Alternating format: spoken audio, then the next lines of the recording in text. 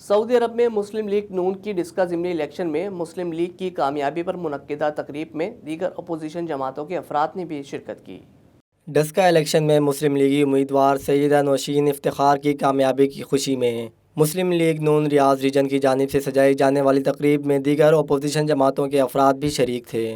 اس موقع پر مقررین نے اظہار خیال کرتے ہوئے کہا کہ پاکستان کی بقا ایک مضبوط جمہوری اور سیاسی نظام میں ہے اور حالیہ ضمنی انتخابات میں جس طرح اپوزیشن جماعتوں کو کامیابی مل رہی ہے اس سے یقینی طور پر جمہوریت مضبوط ہوگی۔